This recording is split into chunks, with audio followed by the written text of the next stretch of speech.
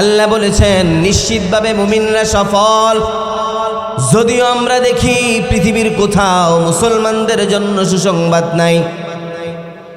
এই সূরাটা মক্কায় নাজিল হয়েছে, মদিনায় নাজিল হয় নাই।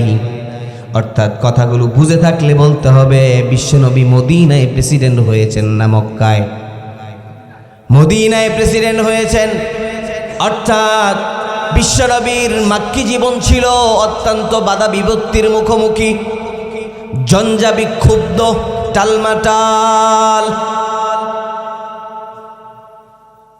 এমনটি কারো সাথে হয় নাই। মদিনায় ঈমান আনার কারণে কোনো সাহাবীর গলায় রশি পড়ায় নাই, এমনটি ইতিহাসে নাই। কিন্তু বেলালের গলায় মক্কায় ঈমান আনার কারণে রশি আছে না নাই? জোরে বলতে হবে, আছে না নাই? বেলাল ঈমান আনার কারণে বেলালের গলায় রশি। বলে বেলাল ঈমান ছেড়ে দাও, আমরাও তোমাকে ছেড়ে দিব। খাব্বাব রাদিয়াল্লাহু তাআলা আনহু ঈমান আনার কারণে খাব্বাব রাদিয়াল্লাহু তাআলা আনহুর পিঠের মধ্যে বড় বড় গর্ত, আগুনের অঙ্গার পিঠের মধ্যে দিয়ে উত্তপ্ত বালির উপর টেনে ছেড়ে পিঠটাকে গর্ত করে দিয়েছে। খাব্বাব রাদিয়াল্লাহু তাআলা আনহু তারপরেও ঈমান ছাড়ে নাই। সুমাইয়া রাদিয়াল্লাহু তাআলা আনহার লজ্জাস্থানের মধ্যে বর্ষা নিক্ষেপ করে আবু জাহেল সুমাইয়া রাদিয়াল্লাহু তাআলা আনহাকে হত্যা করেছে। আম্মার বিন ইয়াসির রাদিয়াল্লাহু তাআলা আনহু এর পরিবারকে মক্কা ঈমান আনার কারণে আম্মার বিন ইয়াসির রাদিয়াল্লাহু তাআলা আনহুর পরিবারকে বুকের উপর পাথর চাপা দিয়ে ঘোড়ার সাথে রশি বেঁধে টেনে ছেড়ে ক্ষত বিক্ষত করেছে, শরীরটাকে ছিন্ন বিচ্ছিন্ন করে দিয়েছে। আর ওই সময় আল্লাহ রাব্বুল আলামিন বললেন قد أفلح المؤمنون।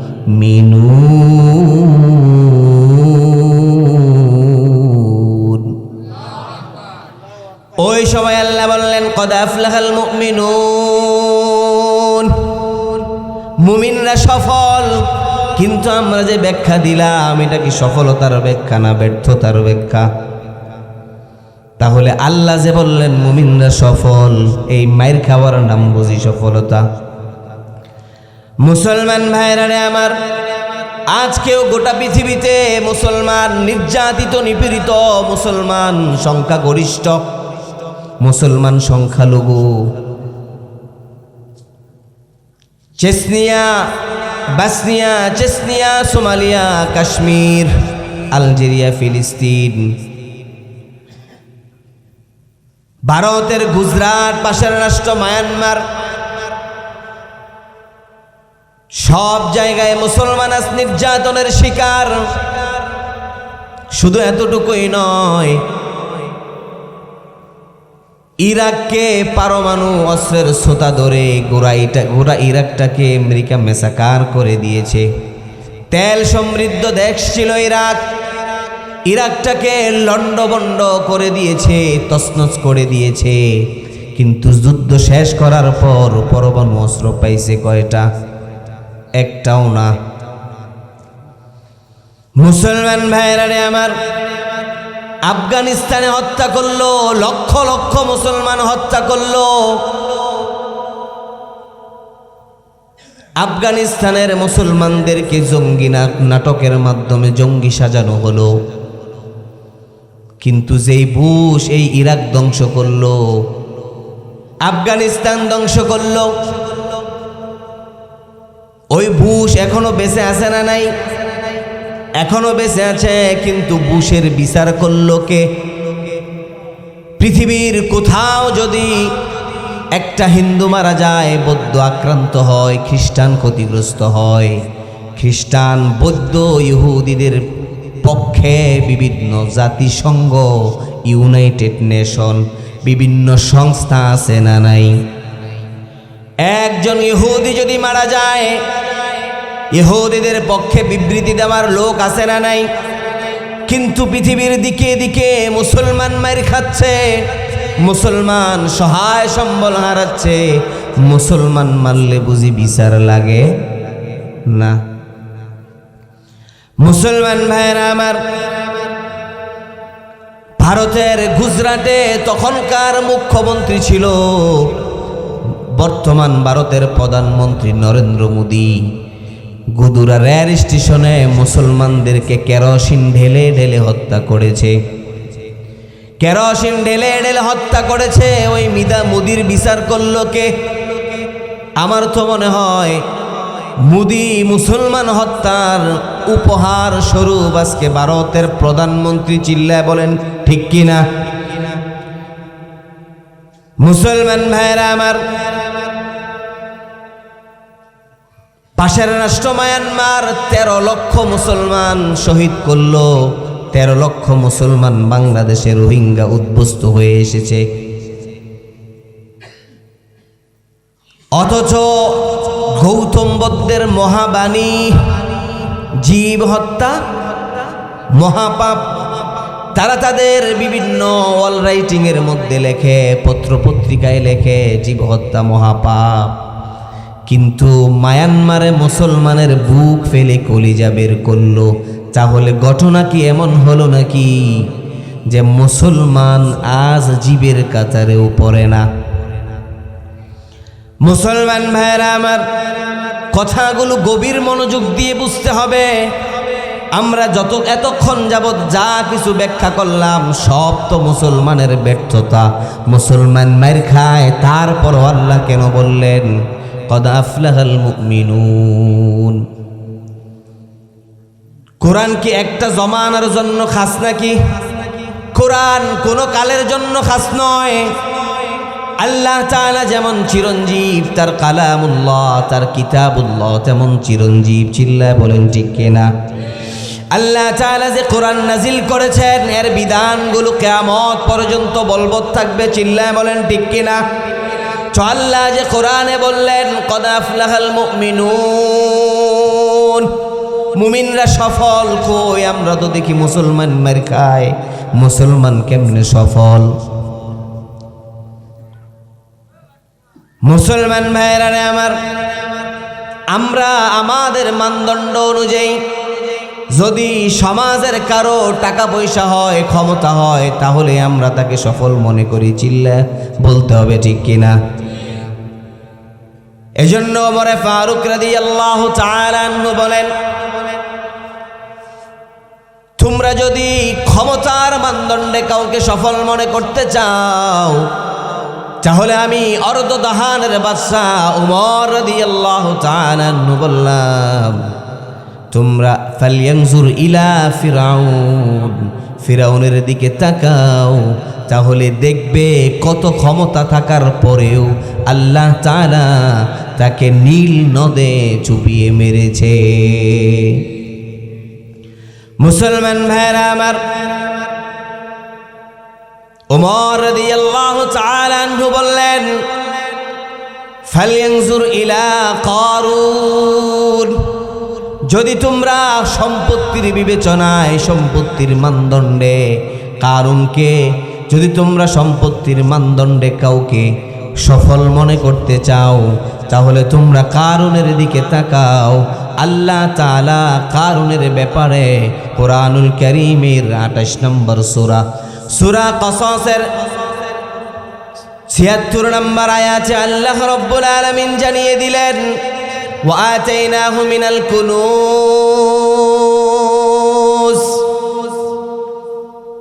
আল্লাহ বলেন এমন কোন ধনভাণ্ডার নাই, এমন কোন গুপ্তধন নাই যার সন্ধান আমি আল্লাহ কারুনকে দেই নাই। কিন্তু বুঝে থাকলে বলুন, গোটা পৃথিবীতে 200 কোটি মুসলমান আছে, একজনও কি এমন আছে যার সন্তানের নাম কারুন রেখেছে? অর্থাৎ বুঝে থাকলে বলুন, কারুন সফল না ব্যর্থ? কারুনের এত সম্পত্তি ছিল, মিশরের কায়রোতে বুহায়রায়ে কারুন নামক বিশাল এলাকা, আল্লাহ তাআলা গোটা এলাকা তাকে মাটির নিচে দাবিয়ে দিয়েছেন। অর্থাৎ কারুনের এত সম্পত্তি থাকার পরও, হাজার হাজার কোটি টাকার সম্পত্তি ছিল, কিন্তু বলতে হবে কারুন সফল না ব্যর্থ? জোরে বলতে হবে সফল না ব্যর্থ। কিন্তু প্রক্ষান্তরে বিলাল রাদিয়াল্লাহু তাআলা আনহুর দিকে তাকাও। বিলাল শরীরে কাপড় দেওয়ার মতো কোনো কাপড় ছিল না, কোনো রকম লজ্জাস্থান ঢাকার মতো একটা মাত্র কাপড় ছিল। কিন্তু বেলাল সফল না ব্যর্থ? আরো জোরে বলতে হবে বেলাল সফল না ব্যর্থ? বিশ্বনবী সাল্লাল্লাহু আলাইহি ওয়াসাল্লাম মেরাজ থেকে আসার পর বিশ্বনবী বললেন, হে বেলাল, কি এমন আমল করো যে আমলের কারণে জান্নাতে আমার আগে আগে তোমার পায়ের শব্দ পেয়েছি? সুবহানাল্লাহ। আর একটু জোরে বলা যাবে না? মুসলমান ভাইরা আমার, এই জন্য বুঝতে হবে সফলতার মানদণ্ড একটা আছে না নাই? আরো জোরে বলতে হবে সফলতার মানদণ্ড আছে না নাই? মুসলমান ভাইরা আমার, আল্লাহ রাব্বুল আলামিন সফলতার মানদণ্ড আমাদেরকে চমৎকারভাবে জানিয়ে দিয়েছেন। আল্লাহ রাব্বুল আলামিন সফলতার মানদণ্ডের এই সুসংবাদটা আল্লাহ দিলেন। আল্লাহ রাব্বুল আলামিন বললেন, কদ আফলাহাল মুমিনুন, ঈমান এনেছো যারা, সফল হয়েছো তারা। আমি জিজ্ঞেস করলে বলতে হবে সফল হয়েছে কারা? জোরে বলেন সফল হয়েছে কারা? সকলে একসাথে সফল হয়েছে কারা? সফল হয়েছে কারা? আরো জোরে বলেন সফল হয়েছে কারা? মুসলমান ভাইরা আমার, এই আয়াত থেকে আমাদের জন্য শিক্ষা হলো ঈমান এনেছে যারা সফল হয়েছে। জোরে বলেন সফল হয়েছে। অর্থাৎ সফলতার এক নাম্বার মানদণ্ড হলো ঈমান। আমরা যদি এটার আরো একটু সহজ তরজমা করি তাহলে সহজ তরজমা হলো এমন, ঈমানদার জান্নাতি। একজন কাফের মুশরিক কি জান্নাতে যাবে? একজন ইহুদিও কি জান্নাতে যাবে? একজন নাসারা জান্নাতে যাবে? একজন খ্রিস্টানও কি জান্নাতে যাবে? তাহলে বুঝে থাকলে বলুন জান্নাতি কারা? ঈমান এনেছে যারা, জান্নাতি কারা? মুসলমান ভাইরা আমার, এই জন্য আমরা নির্দ্বিধায় বলতে পারি আমরা ঈমান এনেছি, আমরা জান্নাতি। তাহলে আমাদের জন্য সুসংবাদ আছে না নাই? মুসলমান ভাইরা আমার, বিশ্বনবী আল্লাহ রাব্বুল আলামিন কোরআনুল কারীমের 3 নম্বর সূরা, সূরা আলে ইমরানের 185 নম্বর আয়াতে মুসলমানদের সফলতার আরো একটা মানদণ্ড দিলেন। আল্লাহ রাব্বুল আলামিন বললেন, ফামান যুহজিহা আনিন নারি ওয়া উদখিলাল জান্নাতা ফাকাদ ফাজ। আল্লাহু আকবার। আল্লাহ রাব্বুল আলামিন বললেন, ফামান যুহজিহা আনিন নার ওয়া উদখিলাল জান্নাতা ফাকাদ ফাজ। আমি আল্লাহ যাকে কিয়ামতের দিন জান্নাতে প্রবেশ করব এবং আমি আল্লাহ যাকে জাহান্নামের আগুন থেকে দূরে রাখব, সেই হলো প্রকৃত সফল। সুবহানাল্লাহ। অতএব মুসলমান ভাইরা আমার, আমরা যারা ঈমান এনেছি আমরাই হলাম প্রকৃত সফল। ঈমানের কত গুরুত্ব, ঈমানের কত দাম। ছোট্ট একটা ঘটনা মনে হয়েছে, বলবো নাকি? মুসলমান ভাইরা আমার, খাইবারের যুদ্ধে বিশ্বনবী মুহাম্মদুর রাসূলুল্লাহ সাল্লাল্লাহু আলাইহি ওয়াসাল্লাম যখন ইহুদিদের কেল্লাকে ঘেরাও করে রেখেছিল, ইহুদিদের কেউ বাইরে বের হওয়ার সুযোগ পাচ্ছিল না। ইহুদিদের একজন যুবক রাখাল ছিল। ওই রাখাল যুবক চিন্তা করলো, অনেক দিন তো হয়ে গেল, চিন্তার দিন অতিক্রম হয়ে গেছে।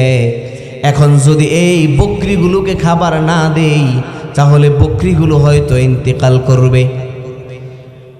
আমি একটু বাহিরে যাই, শুনেছি ইয়াসরিবের বাদশার খাইবারে আগমন ঘটেছে, শুনবো ইয়াসরিবের বাদশা কি দাওয়াত দেয়।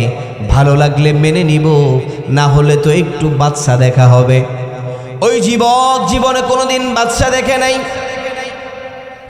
যুবক মনে মনে চিন্তা করলো, জীবনে কোনোদিন বাদশা দেখি নাই, যাই ইয়াসরিবের বাদশাকে একটু দেখে আসি।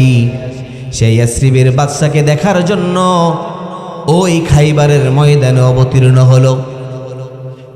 খাইবারে সে যখন অবতীর্ণ হলো, সাহাবে কেরাম রাদিয়াল্লাহু তাআলা আনহুমদেরকে জিজ্ঞেস করলেন,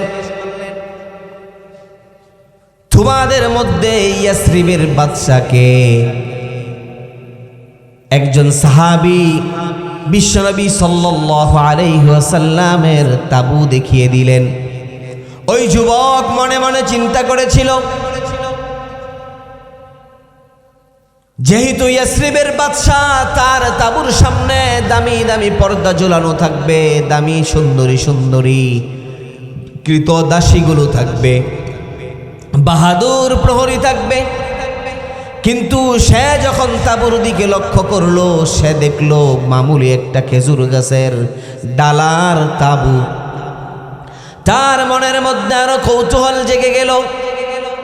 যুবক একটু সামনের দিকে অগ্রসর হয়ে বিশ্বনবী সাল্লাল্লাহু আলাইহি ওয়াসাল্লামের তাবুর দিকে গেলেন। বিশ্বনবী সাল্লাল্লাহু আলাইহি ওয়াসাল্লামকে বললেন, আপনি কি ইয়াসরিবের বাদশা? বিশ্বনবী বললেন, হ্যাঁ হ্যাঁ, আমি হলাম ইয়াসরিবের বাদশা।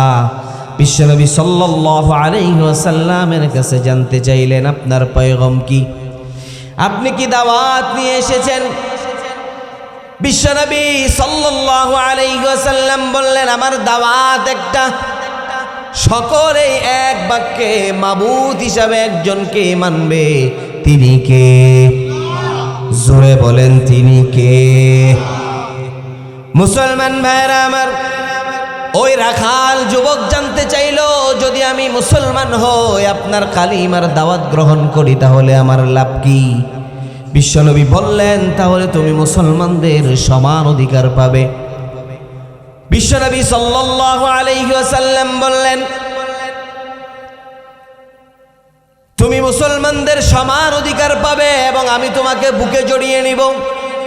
সে মামুলি একজন রাখাল, সে চিন্তা করলো, আপনি ইয়াসরিবের বাদশা, আপনি আমার মতো রাখালকে বুকে জড়িয়ে নেবেন? না তাস্তাহজিউ মিন্নি, আপনি কি আমার সাথে ঠাট্টা করেন? বিশ্বনবী বললেন, আমি জীবনে কোনো দিন কারো সাথে ঠাট্টা করি না। মুসলমান ভাইরা আমার, বিশ্বনবী সাল্লাল্লাহু আলাইহি ওয়াসাল্লামের কাছে ইসলামের দাওয়াত গ্রহণ করে যুবক মুসলমান হয়ে গেল। যুবক মুসলমান হওয়ার পর ওই যুবক জানতে চাইল, আমি তো মুসলমান হলাম, এখন আমার কাজ কি, আমার দায়িত্ব কি? বিশ্বনবী সাল্লাল্লাহু আলাইহি ওয়াসাল্লাম বললেন, তুমি খাইবারের যুদ্ধে অংশগ্রহণ করো। ওই যুবক খাইবারের যুদ্ধে অংশগ্রহণ করার আগে বিশ্বনবীর কাছে জানতে চাইলেন, ইয়া রাসূলুল্লাহ, ইয়া হাবিবাল্লাহ, যদি আমি মুসলমান হয়ে যাই তাহলে আমার লাভ কি? আমি যদি শহীদ হয়ে যাই তাহলে আমার লাভ কি? যদি ফিরে আসি তাহলে মুসলমানের সমপরিমাণ অধিকার পাবো, বুঝলাম। যদি শহীদ হয়ে যাই তাহলে লাভ কি? বিশ্বনবী বললেন, যদি তুমি শহীদ হয়ে যাও তাহলে তোমার কৃষ্ণবর্ণ শরীরটাকে আল্লাহ নূরময় করে দিবেন। তুমি যদি শহীদ হয়ে যাও তাহলে আল্লাহ রব্বুল আলামিন তোমার শরীর থেকে যে দুর্গন্ধ বের হচ্ছিল, এই দুর্গন্ধকে আল্লাহ তাআলা মিশকে আম্বরের পরিবর্তন করে দিবে। তুমি যদি মুসলমান, তুমি যদি শহীদ হয়ে যাও, আমি মুহাম্মদুর রাসূলুল্লাহ তোমার সাথে ওয়াদা করলাম, তোমার মরতে দেরি হবে, আল্লাহ তাআলা তোমাকে সুজা জান্নাতে পাঠাতে দেরি করবেন না। বিশ্বনবী যুদ্ধের রীতি অনুযায়ী সব সময় যুদ্ধ শেষ হওয়ার পর বিশ্বনবী সাল্লাল্লাহু আলাইহি ওয়াসাল্লাম যুদ্ধ আহতদেরকে দেখার জন্য যেতেন। গিয়ে দেখলেন সাহাবে কেরামের একটা জটলা বেঁধে আছে। বিশ্বনবী জানতে চাইলেন, এখানে কিসের জটলা? সাহাবে কেরাম আরজ করলো, ইয়া রাসূলুল্লাহ, এখানে একজন যুবকের লাশ, কিন্তু জানি না সে মুসলমান না ইহুদি। বিশ্বনবী গিয়ে দেখলেন এই তো সেই আসওয়াদ গালিবী রাখালের লাশ, যে কিছুক্ষণ পূর্বে বিশ্বনবী সাল্লাল্লাহু আলাইহি ওয়াসাল্লামের কাছে ঈমান এনেছিল। এজন্য বিশ্বনবী সাল্লাল্লাহু আলাইহি ওয়াসাল্লাম সাহাবীদেরকে উদ্দেশ্য করে ঘোষণা দিলেন, ও আমার সাহাবীরা, এটা এমন এক বিস্ময়কর যুবকের লাশ যে জীবনে কোনোদিন আল্লাহ রাব্বুল আলামিনকে একটা সিজদা দেয় নাই, যে জীবনে কোনোদিন আল্লাহ রাব্বুল আলামিনের জন্য 1 টাকা খরচ করে নাই, যে জীবনে কোনোদিন আল্লাহ রাব্বুল আলামিনের জন্য একটা রোজা রাখে নাই, যে জীবনে কোনোদিন হজ করে নাই। কিন্তু আমি ঘোষণা দিলাম, আমি স্পষ্ট দেখছি আমার এই যুবক মৃত্যুবরণ করার সাথে সাথে আল্লাহ তাকে জান্নাতুল ফিরদাউস দান করেছেন। সুবহানাল্লাহ। তাহলে বুঝে থাকলে বলুন, ঈমানের গুরুত্ব কম না বেশি? আরো জোরে বলতে হবে, কম না বেশি? এজন্য আল্লাহ রাব্বুল আলামিন প্রথমেই বললেন, কদ আফলাহাল মুমিনুন। আল্লাহ রাব্বুল আলামিন বল, ঈমান এনেছো যারা, সফল হয়েছো। এরপর আল্লাহ রাব্বুল আলামিন ঈমানদারদের জন্য কিছু গুণাগুণের কথা বললেন। ঈমানদারদের প্রথম গুণ হবে আল্লাযীনা হুম ফী সালাতিহিম খাশিউন। ঈমানদারদের প্রথম গুণ হবে ঈমানদাররা নামাজের মধ্যে বিনয় এবং বিনম্র হবে। এখন আমাদের সমাজের এক শ্রেণীর লোক বলবে, হুজুর ঈমান তো এনেছি, অনেকে বলে না হুজুর ঈমান ঠিক আছে, নামাজ না পড়লে কি হবে, বলে কি বলে না? আল্লাহর কসম, কেউ যদি দুষ্টামি করে এমনটি বলে তাহলে তার ঈমান বাকি থাকবে? কি বলেন আপনারা, বাকি থাকবে? ঈমান বাকি থাকবে না। এজন্য ঈমানদারের প্রথম গুণ আল্লাহ তাআলা বর্ণনা করছেন। কয়টা গুণের কথা বলেছিলাম? 7টা। কয়টা? 1 নাম্বার গুণ আল্লাহ রাব্বুল আলামিন বললেন, আল্লাযীনা হুম ফী সালাতিহিম খাশিউন। ঈমানদারদের 1 নাম্বার গুণ হলো ঈমানদার নামাজের মধ্যে বিনয় এবং বিনম্র হবে। আমরা নামাজ পড়ি, আমাদের হাত পা গুলো সিজদা দেয়, কপালটা সিজদা দেয়, মাথাটা ঢুকে যায়, কিন্তু কেউ বুকে হাত রেখে কথা বলতে পারবে না, আমার শরীর যেমন মুসল্লি, আমার মনটাও মুসল্লি। অতএব নামাজ আদায় করতে হবে।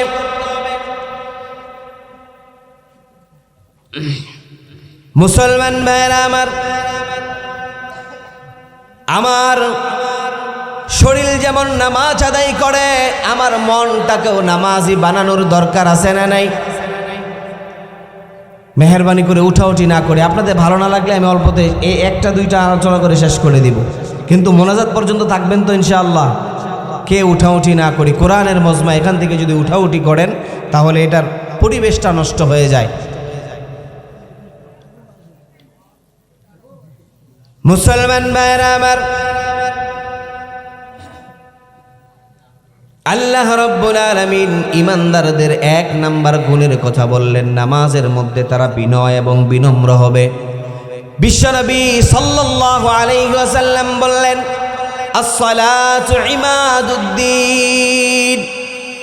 যে ব্যক্তি নামাজ ছেড়ে দিল সে যেন তার দিনকেই ধ্বংস করে ফেলল। এজন্য বিশ্বনবী সাল্লাল্লাহু আলাইহি ওয়াসাল্লাম যখন মৃত্যুর অন্তিম সন্ধ্যায় এসে উপস্থিত হলেন, তখন বিশ্বনবী সাল্লাল্লাহু আলাইহি ওয়াসাল্লাম আলী রাদিয়াল্লাহু তাআলা আনহুর উরুর মধ্যে মাথা দিয়ে শুয়েছিলেন। বিশ্বনবী সাল্লাল্লাহু আলাইহি ওয়াসাল্লাম আলী রাদিয়াল্লাহু তাআলা আনহুকে বললেন, আলী, তুমি আমার জন্য একটা পাত্র নিয়ে আসো। এই পাত্রের মধ্যে আমি তোমাদের জন্য কিছু নসিহত রেখে যাব। যদি এই নসিহতগুলো তোমরা মেনে চলো, তোমাদের জন্য যিনি জান্নাতের ফয়সালা করবেন তিনি কে? আরো জোরে বলতে হবে, তিনি কে? এজন্য আলী রাদিয়াল্লাহু তাআলা আনহুকে একটা পাত্র আনার নির্দেশ দিলেন। আলী রাদিয়াল্লাহু তাআলা আনহু বললেন, ইয়া রাসূলুল্লাহ, যদি আমি পাত্র আনতে যাই তাহলে হয়তো আপনার পানবায় উড়ে যাবে। আপনি আমাকে বলেন, আমি মুখস্থ রাখবো, তারপর উম্মতের মাঝে জানিয়ে দিব। বিশ্বনবী বললেন, আস-সালাত আস-সালাত আজ-যাকাত ওয়া মা মালাকাত আইমানুকুম। তোমরা নামাজের প্রতি যত্নবান থেকো, যাকাতের প্রতি লক্ষ্য রেখো এবং তোমাদের দাস দাসীদের ব্যাপারে অর্থাৎ অধীনস্থদের ব্যাপারে লক্ষ্য রেখো। এজন্য মুসলমান ভাইরা আমার, নামাজের গুরুত্ব কম না বেশি? আরো জোরে বলতে হবে, নামাজের গুরুত্ব কম না বেশি? নামাজ কোনোভাবেই ছাড়া যাবে না।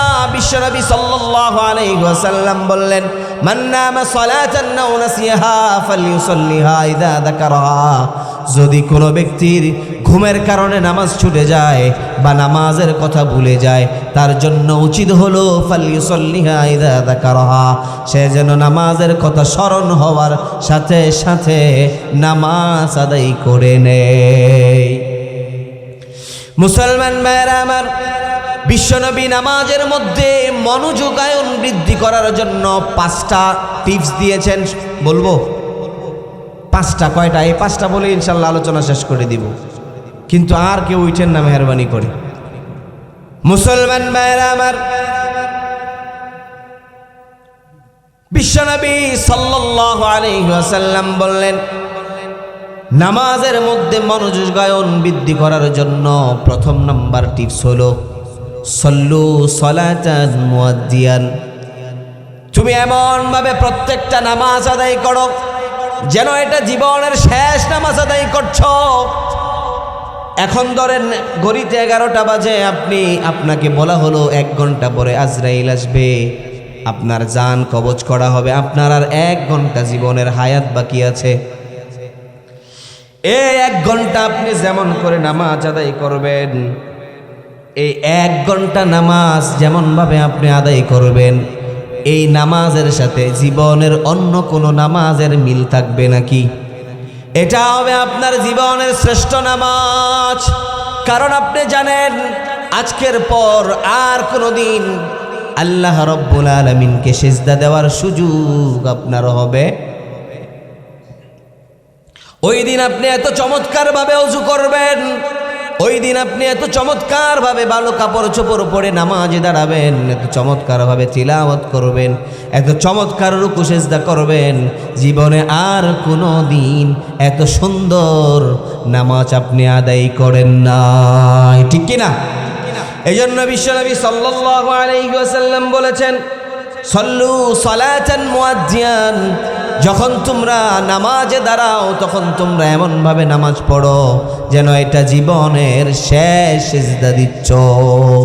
আজকে আমরা এখানে বসে আছি, আমাদের কেউ কি বলতে পারবো এখান থেকে উঠে যাওয়ার পর আমরা বাসায় ফিরতে পারবো? এই গ্যারান্টি কেউ দিতে পারবে নাকি? তাহলে নামাজে দাঁড়ালে কেন এটা মনে হয় না এটা আমার জীবনের শেষ নামাজ? ফজর হবে কিনা ঘুমের মধ্যেই প্রাণবায়ু উড়ে চলে যায়, কারো বুঝার কোনো ক্ষমতা আছে নাকি?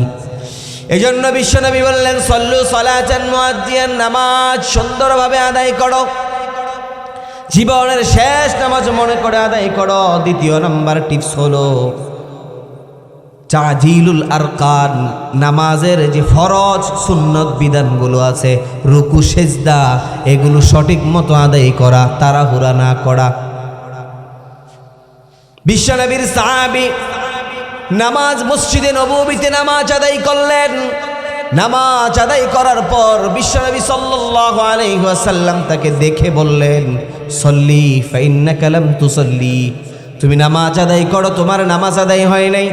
ওই সাহাবী আবার নামাজ আদায় করলেন। বিশ্বনবী বললেন, সল্লি ফাইন্নাকা লাম তুসল্লি, নামাজ পড়ো, নামাজ পড়া হয় নাই। সাহাবী আবার নামাজ পড়লেন, বললেন সল্লি ফাইন্নাকা লাম তুসল্লি, নামাজ পড়ো, নামাজ আদায় হয় নাই। রিপিট রিপিট রিপিট ইউর সালাত, নামাজ পড়ো, আবার পড়ো, আবার পড়ো। ওই সাহাবী কেঁদে দিলেন, ইয়া রাসূলুল্লাহ, এর চাইতে ভালো নামাজ আমি পড়তে পারি না। বিশ্বনবী সাল্লাল্লাহু আলাইহি ওয়াসাল্লাম কাছে টেনে নিলেন, বুকে জড়িয়ে ধরলেন, ও আমার সাহাবী, আসো তোমাকে আমি নামাজ শিক্ষা দেই। বিশ্বনবী চমৎকারভাবে নামাজ শিক্ষা দিলেন। এই জন্য বিশ্বনবী বলেছেন, তোমরা আমাকে যেমনভাবে নামাজ আদায় করতে দেখো তেমনভাবে তোমরা নামাজ আদায় করো। নামাজের মধ্যে তাড়াহুড়ো করা যাবে না। ইমাম সাহেব জাহিরি কেরাত ধরেছেন, মাগরিবের ওয়াক্ত আপনি নামাজের মধ্যে ওযু করতেছেন, ভিতরে না ইমাম সাহেব নামাজ আদায় করতেছে, আপনি কেরাতের অংশ বিশেষ জানেন। ওয়াত্তিনি ওয়াজ্জাইতুন ওয়া তুরি সিনিন ওয়া হাযাল বালাদিল আমিন, আপনি জানেন আর 2-3 কেরাত 2-3 আয়াত বাকি রয়েছে। আপনি ওযুখানা থেকে দিলেন দৌড়, মসজিদ টাইলস করা, আপনি একদিকে লুঙ্গি একদিকে, চিল্লায় বলেন ঠিক কিনা? এজন্য নামাজে তাড়াহুড়া করা যাবে না। বিশ্বনবী বললেন, যতটুকু তুমি পাও ততটুকুই আদায় করো, আর যতটুকু না পাও ততটুকু তুমি একা একা আদায় করো। নামাজ কবুল করে নিবেন কে? আরো জোরে বলেন, নামাজ কবুল করে নিবেন কে? এজন্য দ্বিতীয় শর্ত হলো তা'দিলুল আরকান, নামাজের আরকানগুলো সঠিকভাবে আদায় করার দরকার আছে না নাই? আরো জোরে বলতে হবে, আছে না নাই? তারপর তৃতীয় নাম্বার শর্ত হলো তোমাদের জন্য, তৃতীয় নাম্বার শর্ত হলো তোমরা নামাজগুলো জামাতের সাথে আদায় করো। কিন্তু আমরা জামাত ছেড়ে দেই কি দেই না? ফিকহের ভাষায় আমরা যারা জামাত ছেড়ে দেই তাদেরকে বলা হয়েছে শাবিহুন বিল কাজা, অর্থাৎ এটাও কাজায়ের সাথে একটা সাদৃশ্য রাখে। অর্থাৎ আমরা যদি একা একা নামাজ পড়ি অক্ত থাকা অবস্থায়ও, তারপরেও এটা কাজার সাদৃশ্য, পরিপূর্ণ আদায় এটা হয় না। অতএব একা একা নামাজ পড়ার চাইতে জামাতে নামাজ পড়ার সওয়াব কয় গুণ বেশি? 27 গুণ। কয় গুণ? 27 গুণ বেশি। তাহলে বুঝে থাকলে বলুন, নামাজ জামাতের সাথে পড়ার দরকার আছে না নাই? নামাজ আমরা জামাতের সাথে পড়ব, জামাতের সাথে পড়া ছাড়া কোনো উপায় আমাদের নাই। তারপর বিশ্বনবী সাল্লাল্লাহু আলাইহি ওয়াসাল্লাম বলেছেন, তোমরা নামাজে যা কিছু পড়ো, পঞ্চম নাম্বার, নামাজের সুন্নতগুলো সঠিকভাবে আদায় করো। হাত বাঁধা সুন্নত, আমিন বলা সুন্নত। আমিনুল ইমাম, যখন ইমাম আমিন বলে তোমরাও তখন আমিন বলো। যদি তোমাদের আমিন আর ইমামের তোমরা যখন আমিন বলো তখন ফেরেশতারাও আমিন বলে। তোমাদের আমিন আর ফেরেশতাদের আমিন যদি একত্রিত হয়ে যায় তাহলে তোমাদের জন্য জান্নাতের ফয়সালা করবেন যিনি, তিনি কে? জোরে বলতে হবে, তিনি কে? এই জন্য মুসলমান ভাইয়েরা আমার, বিশ্বনবী সাল্লাল্লাহু আলাইহি ওয়াসাল্লাম সর্বশেষ নামাজের ব্যাপারে যে টিপস দিয়েছেন, মনোযোগায়ন বৃদ্ধি হওয়ার ব্যাপারে, বিশ্বনবী বলেন, তোমরা নামাজের মধ্যে যা কিছু পড়ো এগুলো বুঝে বুঝে পড়ো। আপনি সারা জীবন পড়লেন আলহামদুলিল্লাহি রাব্বিল আলামিন আর রহমানির রহিম মালিকি ইয়াউমিদ্দিন, আল্লাহু আকবার, সামিআল্লাহু লিমান হামিদা, আত-তাহিয়াতু লিল্লাহি ওয়াস সালাওয়াত ওয়াত তাইয়্যিবাত, আল্লাহুম্মা সাল্লি আলা মুহাম্মাদি ওয়া আলা আলি মুহাম্মাদ, আল্লাহুম্মা ইন্নী যালামতু নাফসি যুলমান কাসীরা। সব কিছু আপনি পড়লেন, কিন্তু একটা কিছুর আপনি অর্থ জানেন না। একগ্রতা আসবে, কি বলেন? আসবে। তাহলে এগুলো বুঝে বুঝে আদায় করার দরকার আছে না নাই? চিল্লায় বলতে হবে, আছে না নাই? তাহলে আমরা মুমিনের প্রথম গুণ হিসেবে কি পেলাম? 5-7 মিনিটের মধ্যে ইনশাল্লাহ ছেড়ে দিব। প্রথম নম্বর গুণ কি পেলাম? মুমিন নামাজের মধ্যে বিনয় এবং বিনম্রের সাথে নামাজ আদায় করবে, অর্থাৎ নামাজের মধ্যে ভয় করবে কাকে? খুশু খুজুর সাথে নামাজ আদায় করার দরকার আছে না নাই? সবাই বলেন, আছে না নাই? এরপর দ্বিতীয় নাম্বার গুণ হলো, আল্লাহ রাব্বুল আলামিন বলেন, ওয়াল্লাযীনা হুম আনিল লাগবি মুরিদুন, মুমিন কখনো অনর্থক কথাবার্তা শোনে না। অনর্থক কথা মুমিন শোনেও না, বলেও না। চিল্লায় বলেন ঠিক কিনা?